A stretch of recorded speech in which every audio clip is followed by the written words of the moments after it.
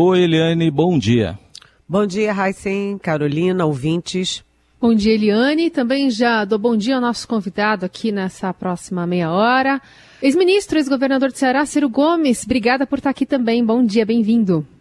Bom dia, Carolina. Bom dia, Raicen. Bom dia, Eliane Cantanhede, a toda a gente querida do Brasil que está na Rádio Eldorado.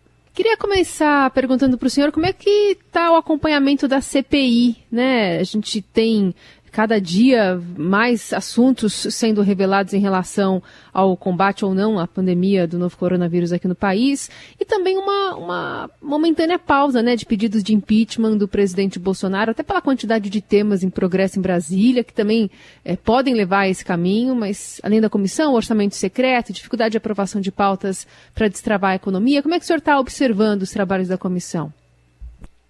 Eu estou observando com muita preocupação e já com uma angústia que eu não consigo conter. Nós estamos vivendo no Brasil hoje a pior crise da nossa história.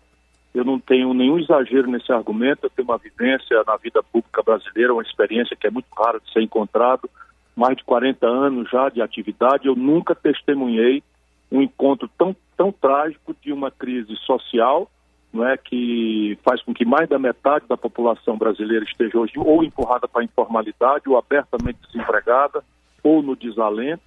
E nós estamos falando aí de 19 milhões de pessoas que estão com fome hoje, na hora que nós estamos conversando, 130 milhões de pessoas que não têm segurança alimentar. Isso também são números sem precedente na história brasileira. Dentro de 45 dias, pelo andar trágico da carruagem, desse encontro de um vírus perverso com um governo genocida e incompetente, nós estaremos em luto por quase meio milhão de brasileiros. Sob o ponto de vista econômico, nós temos uma tragédia, não é? Sob o ponto de vista das contas públicas, nunca vi números tão assustadores. Ele tem uma retórica aí de orçamento de guerra, orçamento não sei de quê, mas no caixa da União, o buraco é de quase R$1 trilhão nos últimos 12 meses e a dívida pública caminha aceleradamente para, pela primeira vez na história, arredondar em 100% do PIB. De maneira que há um encontro de uma crise sanitária, uma crise social e econômica e uma crise de credibilidade internacional. O Brasil foi feito um pária internacional, que me fazem ficar muito preocupado com a sorte do nosso povo. Candidato, a força do hábito chamar o senhor de candidato, mas daqui a pouco a gente vai voltar a esse assunto. Daqui a pouco vamos entrar nesse assunto. A Globo inventou isso, a concorrente de vocês, a Globo inventou isso, a gente tem nome, pode me chamar de Ciro. Bom. Ciro, eu queria perguntar o seguinte, eu vou falar de um outro nome aqui, qual a responsabilidade, na sua visão, de Jair Bolsonaro nesse quadro todo? Ela é dolosa e culposa. Vamos dizer, dolosa para nós que somos profissionais do direito é aquilo que você persegue criminosamente, caso pensado. E não há a menor dúvida que o Bolsonaro, quando chama uma pandemia, que o mundo todo anunciava como a pior pandemia depois da Guerra Espanhola, que aconteceu ali na sequência da Primeira Guerra Mundial, e o Bolsonaro aqui dizia para a população que era uma mera gripezinha, indo na televisão dizer que ele, como compleição física de atleta, seria cometido de uma mera gripezinha, quando ele prescreve remédios sem retaguarda científica e sem habilitação para isso. Ele comete o crime mencionado no Código Penal de charlatanismo. Né? Quando ele promove aglomerações, inclusive concitando a população a constranger as liberdades públicas, a constranger a imprensa, constranger os órgãos do poder do Estado brasileiro, o Judiciário, o Congresso Nacional, ele comete crimes de responsabilidade de caso pensado, ou seja, ele é um criminoso dolosamente. Agora, sob o ponto de vista culposo, é aquela culpa que a pessoa tem pelo cargo que está e por agir ou com imperícia ou com imprudência ou negligência. Qualquer pessoa, se não for um radical que esteja fanatizado, vai perceber claramente que o Bolsonaro não assume as suas responsabilidades. Veja, eu estava falando da conta pública. Se o buraco na conta pública é desse tamanho, não há nenhuma providência sequer imaginada, muito menos proposta para a gente botar defeito, ajudar a construir, criticar, propor alternativa, que conserte as contas do Brasil. Se você tem uma questão internacional em que os insumos da vacina, que é nossa mais dramática urgência, nós só vamos encerrar essa agonia do nosso povo vacinando em massa. Nós só vamos atingir a imunidade coletiva, a imunidade que eles chamam de rebanho, quando nós chegamos aí a 60%, 70% da vacinação. E o Bolsonaro insulta pessoalmente a sua família, os seus auxiliares, os maiores fornecedores de insumos, no caso a China, que botou o dedo no suspiro, não carimba o papel e pronto, o Brasil está sem matéria-prima, o Butantan vai parar de vacinar e eu, que tenho 63 anos, já tinha tomado a primeira dose e fiquei sem a segunda dose marcada. Isso são coisas concretas, a responsabilidade é do senhor Jair Messias Bolsonaro. Parte lúcida e criminosamente cometida por ele e parte por absoluta incompetência e incapacidade completa de liderar o país. Oi, governador Ciro Gomes, muito bem-vindo. Muito bom ter o senhor aqui nessa manhã da nossa Rádio Eldorado. É Eliane? Eliane Cantanhede, de Brasília. Bom dia, como vai você? Tudo bem. Governador, ontem o Fábio Weingarten, que era da SECOM, que estava dentro do Palácio do Planalto, muito próximo do poder, ele mentiu seguidamente na CPI. Foi uma sucessão de mentiras óbvias, assim, ululantes, como a gente dizia. E a lei diz que testemunhas são obrigadas a falar a verdade sob pena de serem presas em flagrante. O senhor viu ali o debate, né, tenso entre o relator Renan Calheiros e o presidente da CPI, o Omar Aziz, sobre prender ou não prender o Weingarten. O senhor acha que o Weingarten deveria ter sido ou não preso ontem? Eu acho que ele tem que ser processado por perjúrio, que é mentir sobre o compromisso de falar a verdade como testemunha.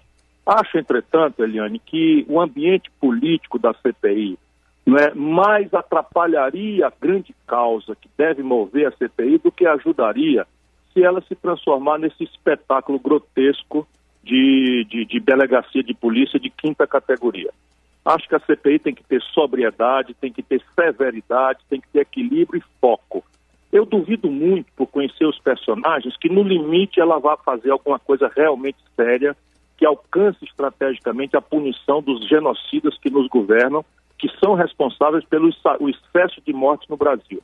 Acho que o presidente Omar Aziz não deveria ter determinado a prisão em flagrante, mas acho que ele tem que requerer imediatamente a abertura de um procedimento penal por crime de perjúrio, ou seja, de mentir, sob pena de a CPI se desmoralizar completamente. Mas a mim, volto a dizer, por mais incompreensões que eu possa causar, acho que atrapalharia a confiabilidade que o povo brasileiro precisa ter de que a CPI está perseguindo aquilo que tem que ser perseguido. Parar com a atitude genocida e irresponsável do governo, estabelecer as urgências necessárias para vacinar o nosso povo, pressionar pela aceleração das vacinas, reestruturando as relações internacionais do Brasil e, fundamentalmente, apontando para o futuro as causas pelas quais o Brasil chegou tão ferrado, tão vulnerável, sensivelmente desgraçado, é uma palavra que está no meu coração, nesse momento trágico da nossa vida. Bom, a gente está acompanhando também, né, além da CPI, outras pautas. Tem, por exemplo, o Tratoraço, né, o orçamento secreto, que está relacionado com DEFASP, que é uma companhia de desenvolvimento dos vales do Rio Francisco e do Parnaíba. E quando o ministro da Integração Nacional no governo Lula, o senhor viu muito de perto essa atuação da empresa. O senhor defendia com afinco, inclusive, a transposição do Rio São Francisco. Naquela época dos idos dos anos 2000, já havia, na sua visão, algo que sugerisse uma via paralela de emprego de emendas parlamentares, que seja para compra de tratores, para asfaltar a rua, ou para projetos que o senhor acompanhou mais de perto, como o de integração das bacias do São Francisco. Como é que era a companhia na época que o senhor estava mais próximo do governo? Nós temos que ajudar o nosso povo a entender, Carolina, que emenda parlamentar existe no parlamento do mundo inteiro.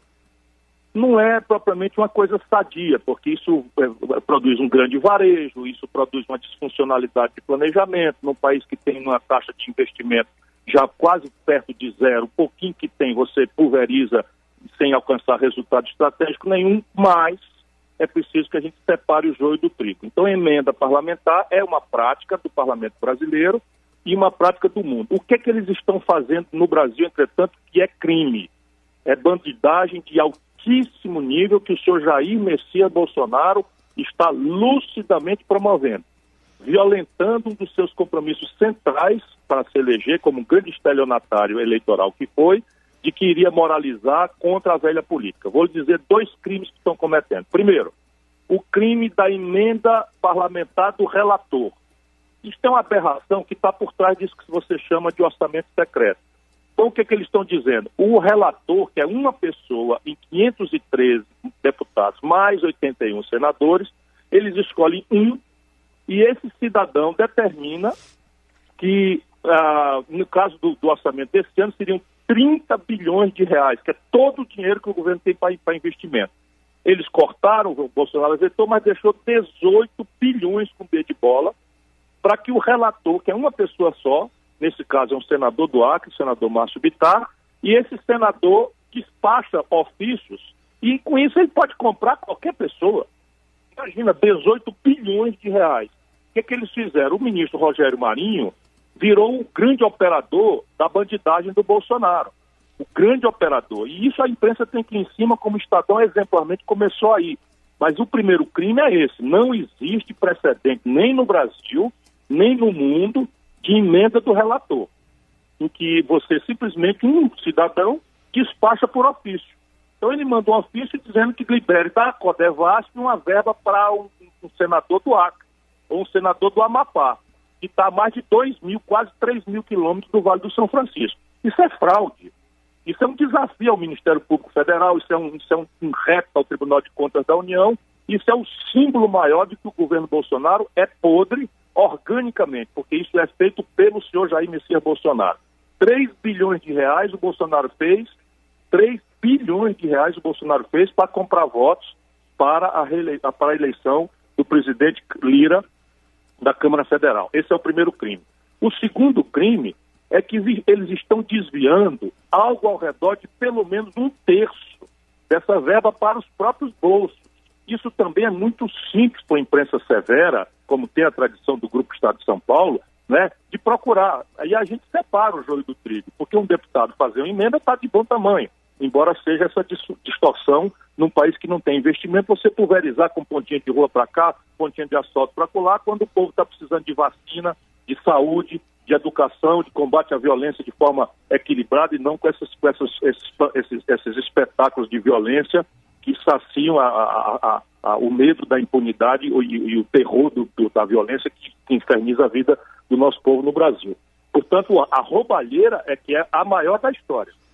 Bolsonaro se elege com discurso moralista e eu, com a experiência de 40 anos, de ex-ministro 2 vezes, ex-governador, ex-prefeito, afirmo sem medo de estar cometendo nenhuma injustiça. É a maior roubalheira da história do Brasil.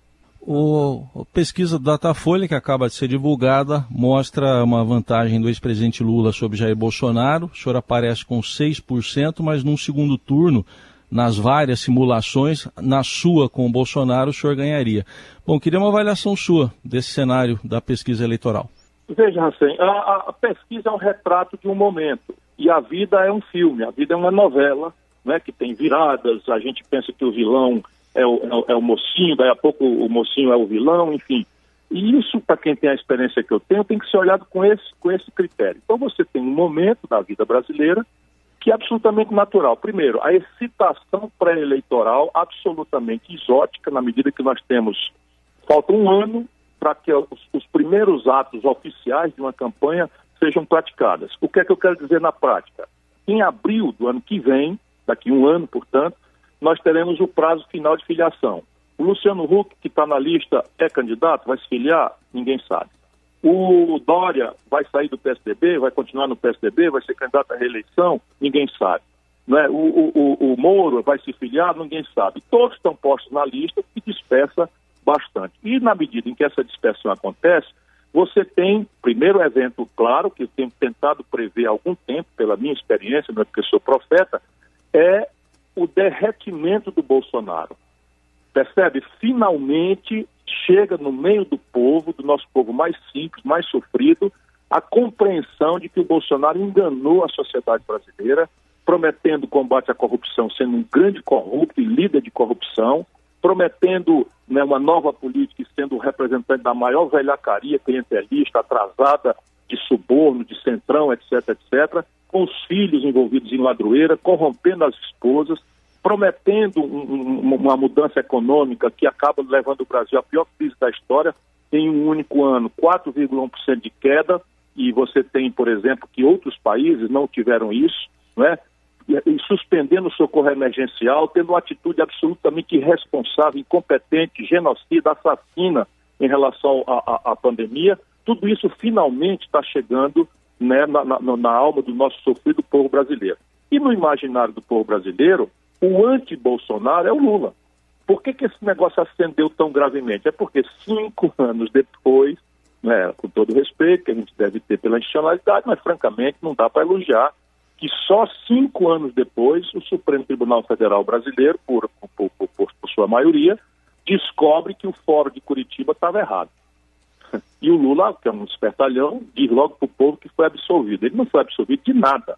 Apenas o tribunal achou esse expediente, 5 anos depois, de dizer que o processo estava correndo no lugar errado e que agora tem que ser anulado e voltar para correr tudo do começo e tal. Mas acendeu a luz. Todo mundo se organiza, todo mundo faz pesquisa. Uma pesquisa dessa custa quase R$1 milhão para fazer no Brasil.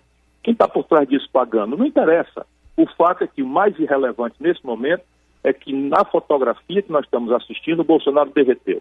E não é de todo improvável que ele fique fora do segundo turno. Eu vou fazer isso, vou lutar por isso, e tenho segurança, sem qualquer tipo de soberba, com toda humildade, que aquele candidato que está melhor posicionado para dar ao povo brasileiro uma alternativa a essa polarização odienta, vazia, e que causou a tragédia que nós estamos vivendo no Brasil de lado a lado, somos nós.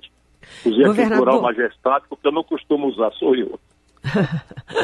Governador, concordo plenamente na questão do Bolsonaro. O Bolsonaro derreteu nessa pesquisa Datafolha, ele caiu para 23% no primeiro turno e a rejeição disparou para 54%, ou seja, a pesquisa é devastadora para o Bolsonaro. Mas, de qualquer jeito, a pesquisa também vai confirmando que essa alternativa, essa busca pelo candidato de centro, né, várias frentes nessa busca desenfreada, não está dando certo. E isso reflete diretamente na sua posição. O senhor tem grande visibilidade, o senhor foi ministro mais de uma vez, aliás, de uma pasta importantíssima da economia, né, a Fazenda. O senhor foi governador, o senhor já foi candidato a presidente várias vezes, inclusive na última eleição, e apesar disso está patinando no 4º lugar com 6%. O senhor ainda acredita na possibilidade de uma alternativa de centro, de uma confluência ali para um nome forte que surja? E surgir do quê? O que pode alavancar uma alternativa assim? Eu estou muito seguro, e volto a dizer, não é por desejo, não é por qualquer tipo de profecia, porque eu sou muito experiente. Eu estou muito, muito, muito seguro de que a maioria relativa do povo brasileiro vai buscar uma candidatura que não é de centro. Isso nós, políticos, jornalistas, acabamos tentando classificar essas coisas. O nosso povo não se movimenta por esse tipo de coisa. O valor que vai ser buscado de forma absolutamente clara é o valor de alguém que seja capaz de encerrar essa crônica de polarização vazia e odienta, uma alimentando a outra. Nós vamos assistir agora, aliás. O que vai acontecer? O Bolsonaro derretendo, ele vai fazer um primeiro movimento que é radicalizar naquela retórica antipetista, moralista, e vai relembrar o povo brasileiro todas as razões que fizeram com que o povo brasileiro desse a ele um boçal, um deputado inútil de 28 anos, corrupto, a essa posição de ganhar a eleição no Brasil com quase 58 milhões de votos. Então ele vai fazer isso. O povo brasileiro vai assistir, ele lembrar toda a esculhambação, as fotografias da roubalheira do Gedel, a labelação premiada do Palocci, isso tudo é verdade, percebe? E está muito amortecida porque o ódio novo substitui a lembrança desagradável antiga. Mas na economia, a Dilma derrubou a economia brasileira 7%, e ela foi imposta ao Brasil pelo Lula. A Dilma quebrou o país, do ponto de vista fiscal, com renúncias fiscais absolutamente alopradas. Tudo isso vai ser lembrado nesse longo ano que nos separa do começo do processo eleitoral.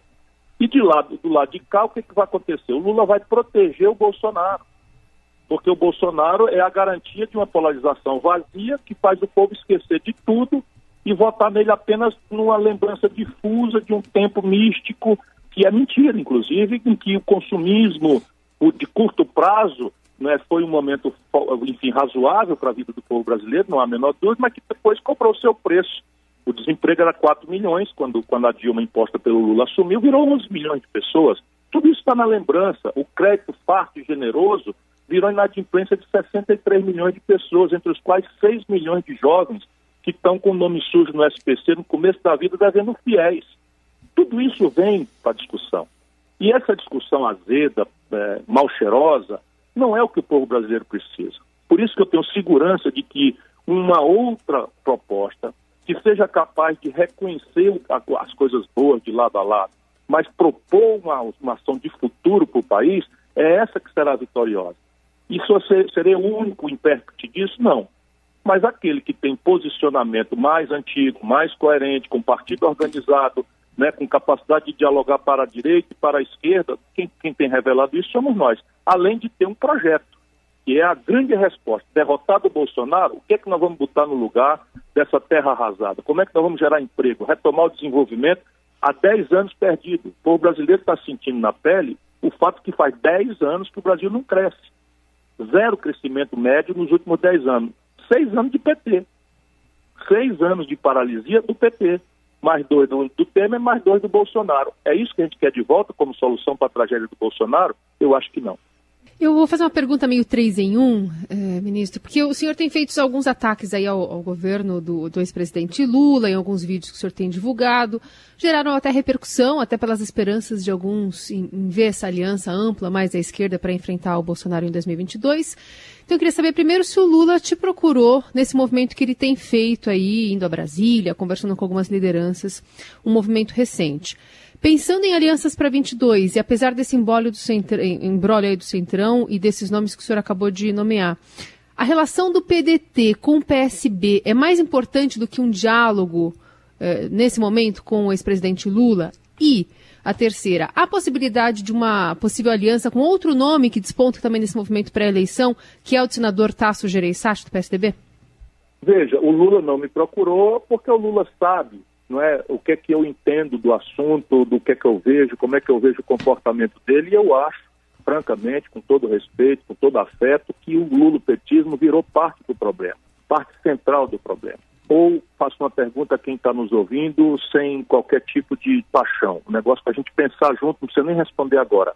Existiria o bolsonarismo do jeito que ele é, agressivo, boçal, genocida, assassino, incompetente, corrupto, e vamos somando aí tudo que a gente puder dessa pessoa, que é uma pessoa execrável? Existiria esse Bolsonaro, esse personagem que está na presidência do Brasil, se não fosse a brutal e inexplicável contradição do lulopetismo, o desastre econômico do lulopetismo, o desastre moral do lulopetismo? Caramba, o Palocci era braço direito, devolveu 100 milhões de reais. O Gedel Vieira Lima, aquele dos 51 milhões de reais, o Lula nomeou ministro da Integração Nacional, a Dilma nomeou ele vice-presidente da Caixa. O Michel Temer foi posto na linha de sucessão do Brasil pelo Lula, pela irresponsabilidade do Lula. Então hoje é natural que as pessoas, para negar o Bolsonaro, se lembrem do Lula, especialmente com o pesquisador perguntando. Ele é o mais conhecido, foi presidente, ganhou 4 eleições. O que o Lula quer fazer que não teve oportunidade no passado de fazer e não fez? O Brasil tem 5 pessoas que acumulam a fortuna dos 100 milhões de brasileiros mais pobres. O Brasil tem um sistema tributário mais injusto do mundo. A gente só cobra imposto de pobre, de classe média e de pequena empresa. O Brasil, enfim, o Brasil chegou na mão do Bolsonaro incapaz tecnologicamente de produzir os insumos de saúde. Será que foi o Bolsonaro que fez isso? O Brasil de joelho dependente da China para comprar máscara, para comprar respirador, quando o Brasil há mais de 100 anos sabe fazer vacina. Quem destruiu a indústria brasileira foi o lulopetismo. Então, isso tudo me parece ser uma demonstração, uma evidência de que o lulopetismo é parte central do problema. Isto posto quer dizer o quê? Nós achamos que é necessário construir uma ampla e nova aliança de centro à esquerda, que no concreto, na prática, soma os interesses concretos, objetivos do médio e pequeno empresário brasileiro, do grande empresário nacional brasileiro, que estão sendo dizimados, com o interesse da classe trabalhadora, que está passando a maior humilhação da sua história pela soma macabra da maior informalidade, o maior desemprego aberto e o maior desalento, que é o cidadão de tanta decepção, desistir de procurar emprego. Com uma precarização em que o povo brasileiro está sendo obrigado a correr nas ruas das grandes cidades com um caixote nas costas, para ganhar R$5, sem nenhuma proteção, nem hoje, nem no futuro, quando a velhice chegar.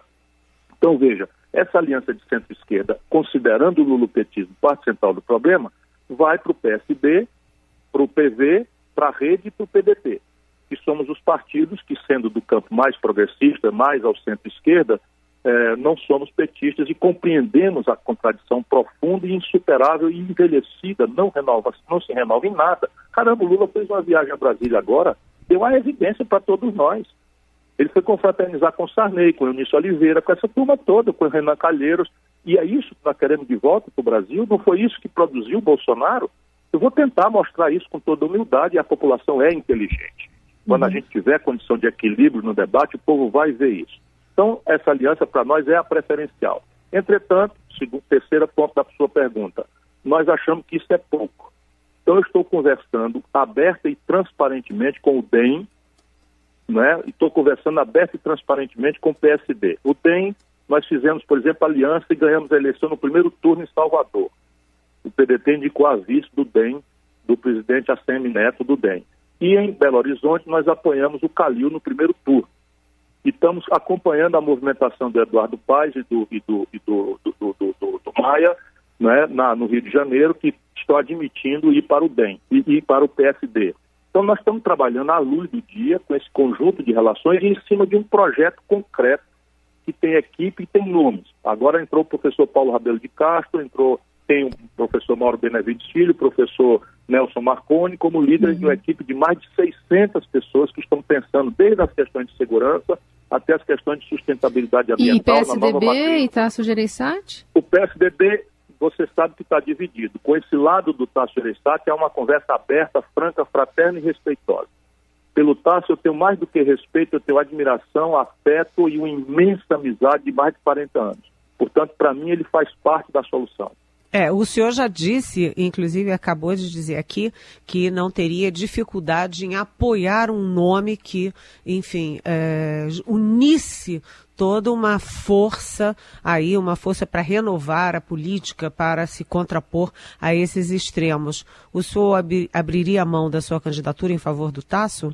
Olha, ninguém pode dizer que abre mão de uma candidatura que não existe, mas que está anunciada pelo partido. Ela não me pertence. Agora, qual é a minha posição nesse assunto? Eu acho que o mais grave, inadiável, urgente, é colocar o que é que tem clareza a tarefa do nosso povo em 2022.